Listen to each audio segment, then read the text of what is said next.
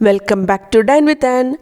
ഇന്ന് നമുക്ക് തമിഴ്നാട്ടിലെ ഒരു സ്പെഷ്യാലിറ്റി ആയിട്ടുള്ള ചിക്കൻ പള്ളിപ്പാളയത്തിൻ്റെ റെസിപ്പി നോക്കിയാലോ. ട്രഡീഷണലായിട്ട് ഈ ഡിഷ് ഉണ്ടാക്കുന്നത് നല്ലെണ്ണയിലാണ്.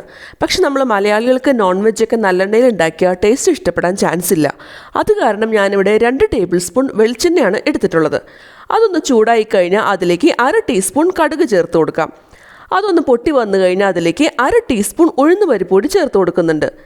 ഇനി അതിലേക്ക് ആവശ്യത്തിന് കറിവേപ്പില കൂടി ചേർത്ത് കൊടുക്കാം. എന്നിട്ട് ഇതെല്ലാം കൂടിയിട്ട് ഒന്ന് മിക്സ് ചെയ്തെടുക്കാം. ഇനി ഇതിലേക്ക് നമ്മൾ ചേർത്ത് കൊടുക്കുന്നത് ഉണക്കമുളകാണ്. 8 ഉണക്കമുളകാണ് ഞാൻ എടുത്തിട്ടുള്ളത്. അതിൽ കുരു എല്ലാം കളഞ്ഞതാണ് ചേർത്ത് കൊടുത്തിട്ടുള്ളത്. നിങ്ങളുടെ ഓരോരുത്തരുടെയും എരിവിനൊക്കെ അനുസരിച്ചിട്ട് നിങ്ങൾ എടുക്കുന്ന മുളകിൻ്റെ എരിവ് അനുസരിച്ചിട്ട് നിങ്ങൾക്ക് ഇതിൻ്റെ എണ്ണത്തിൽ വ്യത്യാസം വരുത്താവുന്നതാണ്. ഇനി ഇതിലേക്ക് 2 കപ്പ് ചുവന്നുള്ളിയാണ് ചേർത്ത് കൊടുത്തിട്ടുള്ളത്. സവാള ചേർത്ത് കഴിഞ്ഞാൽ ഈ ഒരു എക്സാക്റ്റ് ആയിട്ടുള്ള ടേസ്റ്റ് നമുക്ക് കിട്ടില്ല. അപ്പോൾ അത് കാരണം ചുവന്നുള്ളി തന്നെ എടുക്കാനായിട്ട് പ്രത്യേകം ശ്രദ്ധിക്കണം. ഇനി നമുക്ക് ഇതെല്ലാം കൂടിയിട്ട് നന്നായിട്ടൊന്ന് വഴറ്റിയെടുക്കണം. നല്ലൊരു ഗോൾഡൻ ബ്രൗൺ കളറായിട്ട് വരുന്നത് വരെ നമുക്കൊന്ന് വഴറ്റിയെടുക്കണം. ഇപ്പോൾ ഇത് ഏകദേശം ഒരു ലൈറ്റ് ഗോൾഡൻ ബ്രൗൺ കളറായിട്ട് വന്നിട്ടുണ്ട്. ഇനി ഇതിലേക്ക് നമുക്ക് 1/2 ടീസ്പൂൺ മഞ്ഞൾപ്പൊടി ചേർത്ത് കൊടുക്കാം. ഇതിൻ്റെ കൂടെ തന്നെ നമുക്ക് ഇതിലേക്ക് 1 ടീസ്പൂൺ ഇഞ്ചി വെളുത്തുള്ളി പേസ്റ്റ് കൂടി ചേർത്ത് കൊടുക്കാം.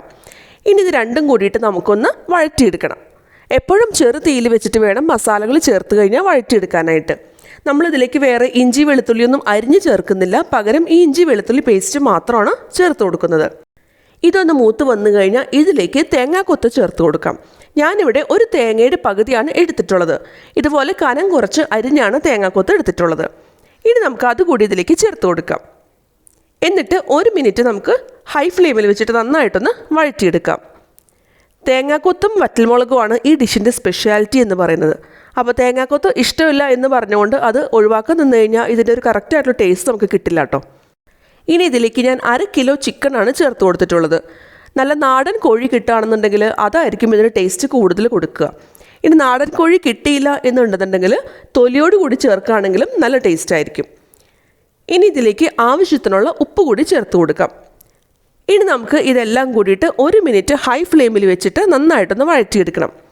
ഇതിൽ നമ്മൾ വേറെ എക്സ്ട്രാ മസാല ഒന്നും ചേർത്ത് കൊടുക്കുന്നില്ല. സാധാരണ നമ്മൾ ചിക്കനൊക്കെ വെക്കുമ്പോൾ ചേർത്ത് കൊടുക്കുന്നത് പോലെ ചിക്കൻ മസാല അല്ലെങ്കിൽ ഗരം മസാല, ഗ്രാമ്പൂ, പട്ട ഇതൊന്നും ചേർത്ത് കൊടുക്കുന്നില്ല.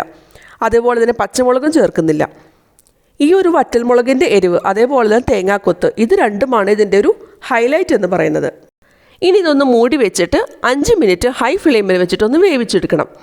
5 മിനിറ്റ് കഴിഞ്ഞ് നമുക്കൊന്ന് തുറന്ന് നോക്കാം. ഇപ്പോൾ നിങ്ങൾക്ക് കാണുമ്പോൾ തന്നെ അറിയാം ചിക്കനിൽ നിന്ന് കുറച്ച് വെള്ളമൊക്കെ ഇറങ്ങി ഒന്ന് വന്നിട്ടുണ്ട്. ഇനി ഇത് ഒന്നുകൂടി ഒന്ന് മിക്സ് ചെയ്ത് കൊടുക്കാം. വീണ്ടും ഒന്നുകൂടി ഒന്ന് മൂടി വയ്ക്കാം. എന്നിട്ട് ചെറു തീയിൽ വെച്ചിട്ട് ചിക്കൻ നന്നായി വേകുന്നത് വരെ നമുക്കൊന്ന് വെയിറ്റ് ചെയ്യാം. ഇടയ്ക്കൊന്ന് ഇളക്കി കൊടുക്കാനായിട്ട് മറക്കരുത് കേട്ടോ. ഇപ്പോൾ ചിക്കനൊക്കെ നന്നായിട്ട് വെന്ത് വന്നിട്ടുണ്ട്. ഒന്നുകൂടി ഒന്ന് മിക്സ് ചെയ്ത് കൊടുക്കാം. ഇനി നമുക്കിത് മീഡിയം ഫ്ലെയിമിൽ വെച്ചിട്ട് ഒന്ന് വഴറ്റിയെടുക്കുകയാണ് ചെയ്യുന്നത്. ഈ ചിക്കൻ പള്ളിപ്പാളയം ഒരിക്കലും ഒരു റോസ്റ്റ് അല്ല, ഒരു ഡ്രൈ ആണ്, ഒരു ഫ്രൈ പോലെയുള്ളൊരു ഡിഷാണിത്.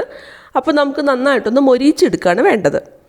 നോൺ സ്റ്റിക്കിൻ്റെ പാനാണെന്നുണ്ടെങ്കിൽ കുറച്ചുകൂടി സൗകര്യമായിരിക്കും. ഞാനിപ്പോൾ ഇവിടെ ഇരുമ്പിൻ്റെ ചീനച്ചട്ടിയാണ് എടുത്തിട്ടുള്ളത്.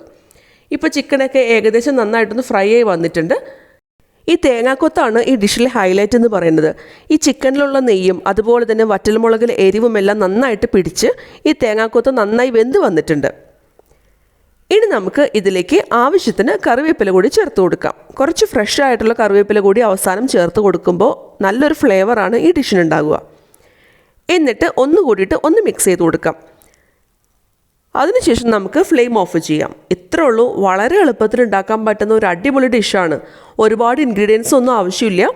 നല്ല നാടൻ ചിക്കൻ കിട്ടുകയാണെന്നുണ്ടെങ്കിൽ അടിപൊളി ടേസ്റ്റ് ആയിരിക്കും ഈ ഡിഷിന്. ഇത് നമുക്ക് നല്ല ചൂട് ചോറിൻ്റെ കൂടെ കഴിക്കാം. അതേപോലെ തന്നെ ചപ്പാത്തി, റൊട്ടി ഇതിൻ്റെ എല്ലാത്തിൻ്റെയും കൂടെ കഴിക്കാൻ പറ്റിയ അടിപൊളി കോമ്പിനേഷനാണ്. ഡ്രൈ ആണെന്ന് വിചാരിച്ചിട്ട് ഇതിന് ചപ്പാത്തിയുടെ കൂടെ കഴിക്കാൻ പറ്റില്ല എന്നൊന്നുമില്ല. ഇത് വെറുതെ ഒരു സ്റ്റാർട്ടറായിട്ടും കഴിക്കാം. വളരെ എളുപ്പത്തിൽ ഉണ്ടാക്കാൻ പറ്റുന്ന ഈ ചിക്കൻ പള്ളിപ്പാളയത്തിൻ്റെ വീഡിയോ ഇഷ്ടമായെന്നുണ്ടെങ്കിൽ ലൈക്ക് ചെയ്യാൻ മറക്കരുത് കേട്ടോ. ഇനി എൻ്റെ വീഡിയോ ഇഷ്ടമായില്ല എന്നുണ്ടെങ്കിൽ ധൈര്യമായിട്ട് ഡിസ്ലൈക്ക് ചെയ്തോളൂ, ഒരു കുഴപ്പമില്ല. നിങ്ങൾക്ക് വീഡിയോ ഇഷ്ടമായെന്നുണ്ടെങ്കിൽ ഈ ചാനൽ സബ്സ്ക്രൈബ് ചെയ്യാനും മറക്കരുത്. അതിൻ്റെ തൊട്ടപ്പുറത്തുള്ള ബെല്ലൈക്കൺ കൂടി പ്രസ് ചെയ്യാനായിട്ട് മറക്കരുത്. അതിൽ ഓൾ എന്നുള്ള ഓപ്ഷൻ ഇനേബിൾ ചെയ്യണം. എന്നാൽ മാത്രമാണ് ഞാനിടുന്ന വീഡിയോസിൻ്റെ ഫ്യൂച്ചർ നോട്ടിഫിക്കേഷൻസൊക്കെ നിങ്ങൾക്ക് മുടങ്ങാതെ കിട്ടുള്ളൂ. വീണ്ടും വേറൊരു അടിപൊളി റെസിപ്പിയായിട്ട് അടുത്ത വീഡിയോയിൽ കാണാം. അതുവരെ ബൈ.